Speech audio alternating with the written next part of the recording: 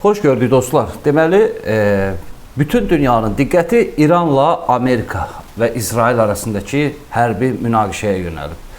Bilirsiniz ki, dünən axşam saatlarında Amerika ilə İran arasında ilkin olaraq razılaşma əldə olundu və atəşkəs imzalandı.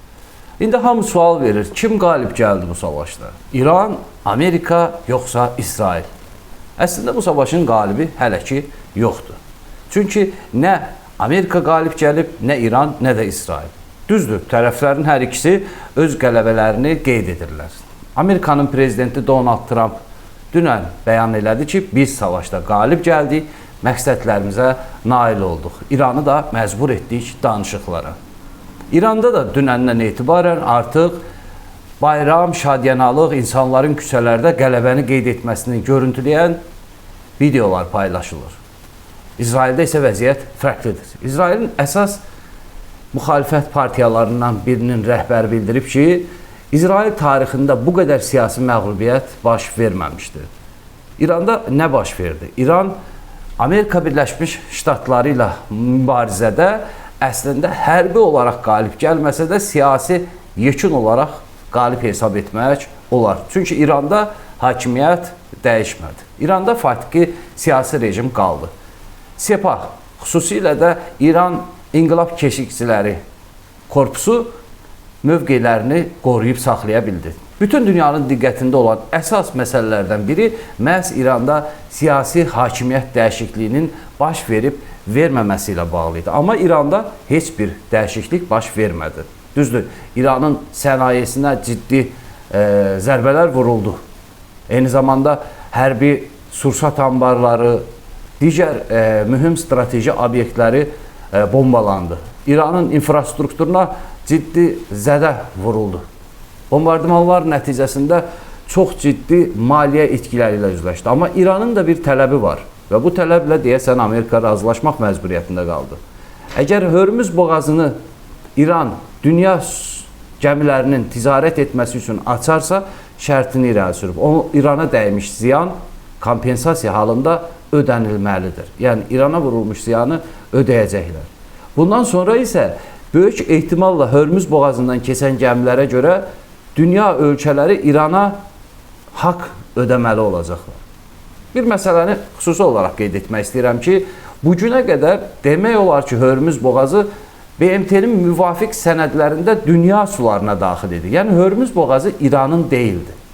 Amma Amerikanın İrana hücumundan sonra İran Hörmüz boğazını kontrola götürdü və sahibləndi. Bilirsinizmi bu nəyə oxşuyur? Əslində yetimin papağını əlindən alırsan, sonra özünə qaytarırsan və yetim sevinir. Əslində İran özünün olmayan Hörmüz boğazına sahiblənə bildi. Nəticə etibarilə də başqa bir tələb irəli sürdü. Ətraf ərəb ölkələrində, körfəz dövlətlərində Amerikanın hərbi bazaları olmayacaq. İran Amerikanın qarşısında belə bir şərt qoyub. Sizcə İran bu şərtlə razılaşarmı? Əlbəttə ki, razılaşmayacaq. Və böyük ehtimalla bu müvəqqəti bir dövrdür. Amerika niyə İranla indiki mərhələdə razılığa gəldi? Səbəblər kifayət qədər çoxdur. Birinci səbəb neftin qiymətinin bahalaşmasıdır. Dünya ölkələrində Amerikaya qarşı ciddi təzyiq var idi. Çünki neft kəskin bahalaşdıqca istər Avropada, istərsə də Asiyada, Hindistanda, Çində, nəhəng dünya dövlətlərində böhran yaşanmağa başlamışdı. Yanacaq qıtlığı sənayenin geriləməsinə gətirib çıxarırdı. Avropa ölkələri ümumiyyətlə İrana hücumda iştirak etmirdilər. İstər Böyük Britaniya, istər Almaniya, istərsə də Fransa açıqlamalarında bildirmişdilər ki, bu bizim savaşımız deyil. Yəni biz bu savaşda iştirak etmirik. Məhz iqtisadi baskıların olması nəticəsində Amerika Birləşmiş Ştatları müəyyən dövr üçün görünən odur ki, geri addım atdı. Və bu geri addımı atmasından sonra da dünya bazarlarında neftin qiyməti sürətlə ucuzlaşmağa başladı. Amerikanın özünün neft ehtiyatları özünü təmin etməyə yetsə də, digər iqtisadi tərəfdaşları ciddi ziyan görürdülər. Əlbəttə ki, Amerika öz iqtisadiyyatını inkişaf etdirmək və dünya ticarətindəki hegemonluğunu qoruyub saxlamaq üçün tərəfdaş böyük bazarların, məsələn Çin kimi, Hindistan kimi, Asiya və Avropa kimi bazarların çöküşünü seyr edə bilməzdi. Həmin bazarların çöküşü Amerika iqtisadiyyatının da geriləməsinə gətirib çıxaracaqdır. Və bu təzyiqlərin fonunda Amerikanın prezidenti hələlik deyə bilərik ki, müəyyən mənada geri addım atmaq məcburiyyətində qaldı. Savaş davam edəcəkmi? Bunu zaman göstərəcək. Çünki İranın da üzərinə götürdüyü böyük ehtimalla müəyyən öhdəliklər var. Uranın bir mərhələyə qədər zənginləşdirilməsinə icazə veriləcək. Amma nüvə silahının əldə edilməsinə böyük ehtimalla İrana icazə verilməyəcək. Bütün bunlarla yanaşı aylar əvvəl qeyd etdiyimiz bir məsələni xüsusi olaraq qeyd etməyi yerinə düşərdi. Dünyada heç bir ölkə İrana quru qoşunları yeritmədən qalib gələ bilməz. İranı nəzarətə götürmək üçün quru qoşunları İran ərazisinə daxil olmalıdır. Və dünyada elə bir ölkə yoxdur ki, onun ordusu İran relyefində İrana qarşı savaşa bilsin, quru əməliyyatlarını həyata keçirə bilsin. Bu, istər Amerika üçün olsun, istərsə də dünyanın böyük gücləri üçün çıxılmaz böyük bir fəlakət olardı. Necə ki, biz bunun şahidi olduq İraqda, bunun şahidi olduq biz Əfqanistanda və hətta Suriyada belə güclə, zorla xalqları ram etməyə mümkün olmadığını şahidi olduq. Tarix bunu zaman-zaman dəfələrlə göstərib. Silahla, topla, tüfənglə aldığın yerdə sevgi, mərhəmətlə qarşılanmırsansa, əlbəttə ki, sən orada dayanıb uzun müddətli qala bilməyəcəksən. Və həmin xalq səni gec-tez mütləq dışlayacaq, kənara atacaq və sən sonucda məğlub duruma düşəcəksən. Və bugün İranda hakimiyyətin dəyişməsini istəyən insanlar Amerika və İsrailə qarşı hakimiyyətin yanında dayanmağı seçirlər. Bu bir reallıqdır. Biz bunu istəsək də, istəməsək də, Molla rejimini arzulamayan, illərdir ki, yüz minlərlə insanın qətlinə səbəb olmuş, edam etdirmiş, milləti və xalqı zülm altında yaşadan Molla rejimini dəyişmək istəmədilər. Çünki rejimi xalq özü dəyişmək istəyir.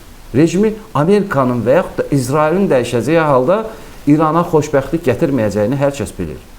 Və əlbəttə ki, belə olan təqdirdə bundan sonra İranda nələr olacaq, nə baş verəcək, Azərbaycanı da ciddi şəkildə maraqlandıran bir məsələdir.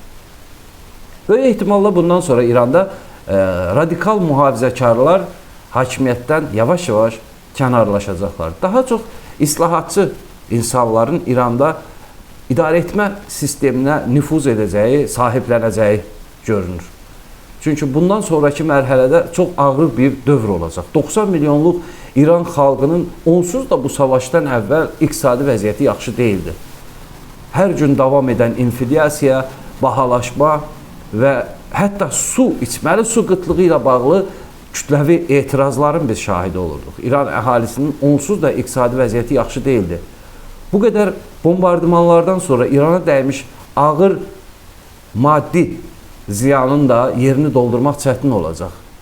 Qarşıda İran üçün çox ağır bir dövr başlayacaq. Düzdür, danışıqlarda İrana qarşı irəli sürmüş sanksiyaların götürülməsi razılaşdırılmış kimi görünsə də, amma bu az ehtimal olunur. Əgər bundan sonra İranda yeni bir dövrə hökumət xalq üçün konkret addımlar atmasa, kütləvi sosial etirazlar güclənəcək. Çünki həm ballistik raket istehsal müəssisələrinin yenidən qurulması, hərbi sənayinin təkrar bərpa olunması üçün 100 milyonlarla, bəlkə də milyardlarla pul lazım olacaq. Ya İran rejimi bu pulları xərcləyib hərbi sənayini təkrar bərpa etməlidir, ya da ki, onsuz da ağır şəraitdə olan İran xalqının rifahının yaxşılaşdırılması üçün investisiyalar qoymalıdır və bu istiqamətdə addımlar atmalıdır. Hər ikisini eyni vaxtda etmək real görünmür.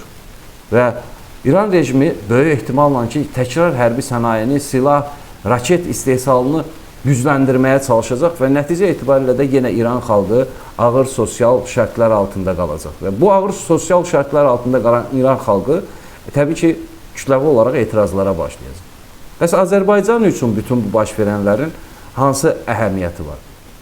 Biraz əvvəl bu suala mən cavab tapmağa çalışdım, araşdırdım və Azərbaycanın regionda mövqeyinin güclənməsinin əleyhinə olan ilk dövlətlərdən biri İrandır. İran, Rusiya, Azərbaycanın regionda güclənməsini, 2020-ci ilin Vətən savaşından qalib çıxmasını həzm etməyən əsas dövlətlərdən biri də İran idi. Azərbaycan Naxçıvan arasındakı Zəngəzur dəhlizinin açılmasını istəməyən də İrandır. Bizim qırmızı xəttimizdir deyib sərhədlərin dəyişdirilməsinə qarşı çıxacaq olan Fars Molla rejimi idi. Həm işğal dövründə, həm 44 günlük savaş dövründə də Ermənistana yaxından dəstək verən ölkə də İran idi. Və bütün bunlar əlbəttə ki, bundan sonra İranın mövqeyi Azərbaycanla bağlı münasibətləri hansı səviyyədə olacaq sualına cavab tapmaqdır.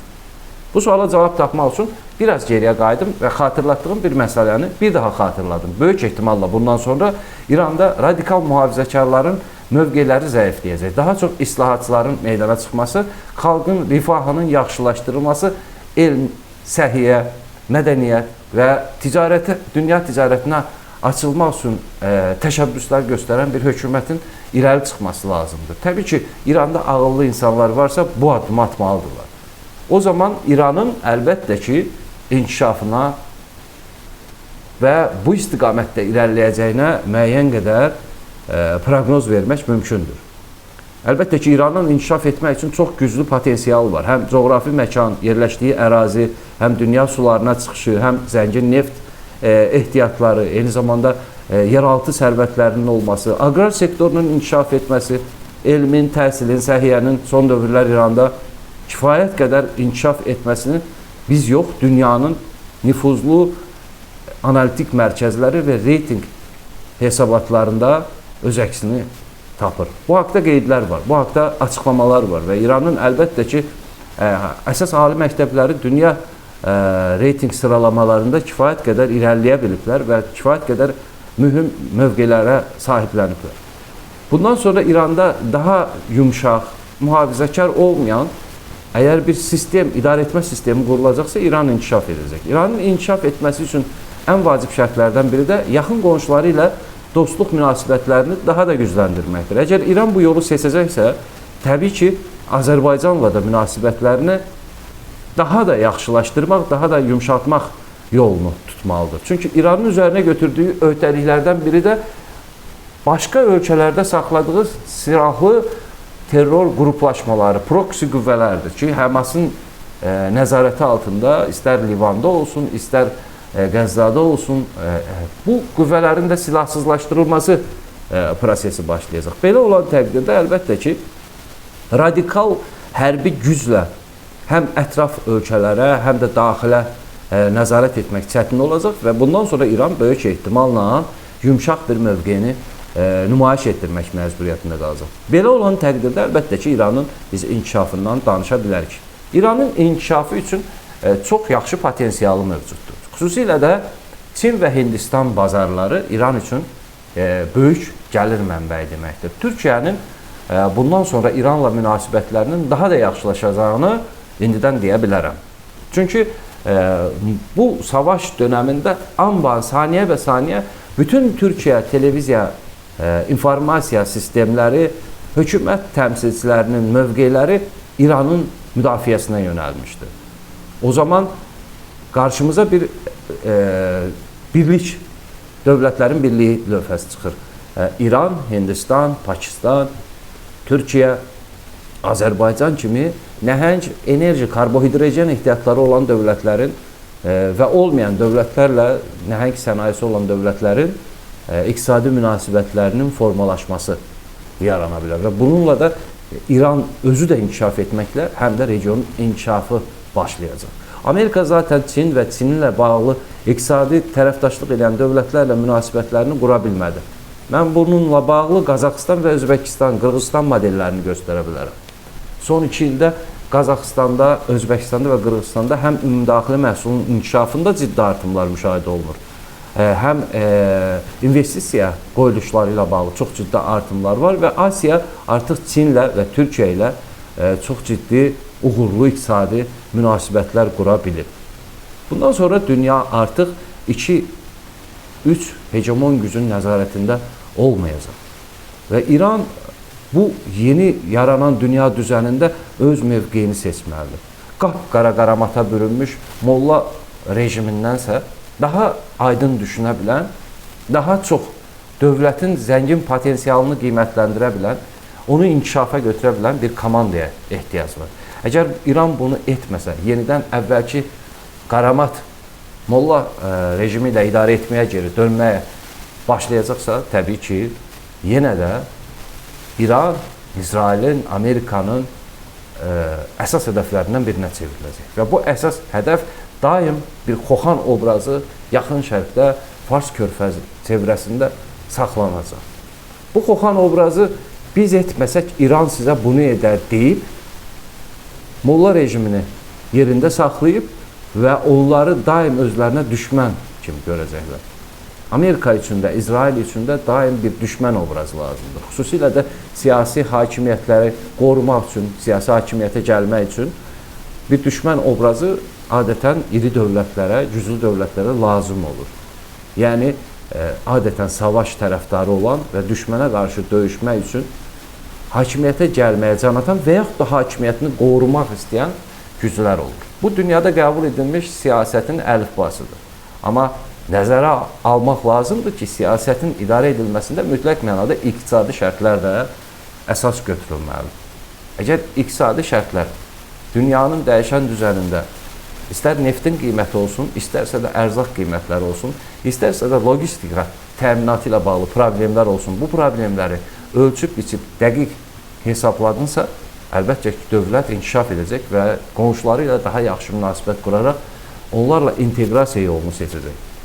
Əgər İran bunu etməsə, təkrar əvvəlki kimi, bu savaşdan əvvəlki kimi yenə də Sepahın nəzarətində olan mühafizəkar rejimlə yola davam edəcəksə, hər zaman İran üçün, İran əhalisi üçün təhlükə qalacaq. Yox, əgər İran ki, gözlənilən odur ki, bundan sonra daha yumşaq, daha islahatçı, öz ölkəsinin müqəddəratını düşünən, öz xalqının taleyini düşünən və ideoloji olaraq özü üçün hansısa bir düşmən obrazları yaradıb onunla döyüşmək üçün milyonlar, milyardlar xərcləmək yox, daha çox öz xalqını və qonşuları ilə daha yaxın münasibətlər quraraq inkişaf etmək yolunu seçəcəksə.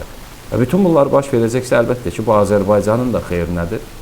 Yox, baş verməyəcəksə, yenə də mühafizəkarlar hakimiyyətdə qalacaqsa, bu təkcə İran xalqı üçün yox, həm də yenə də region üçün bir təhlükəli dövlətin mövcudluğunu qoruyub saxlaması anlamına gələcək. Və bu, əlbəttə ki, bizim üçün də narahat verici, bu versiya, narahat verici versiyalardan biridir. Güman edək ki, bundan sonra İran daha doğru, daha yumşaq, daha aydın, daha işıqlı və öz xalqının rifahına yönəlmiş bir iqtidar taxta gətirər, taxta çıxarar. Çünki İran üçün taxt anlayışı daha çox real görünür və İran inkişaf edər. Bu, əlbəttə ki, bir ehtimallardan biridir.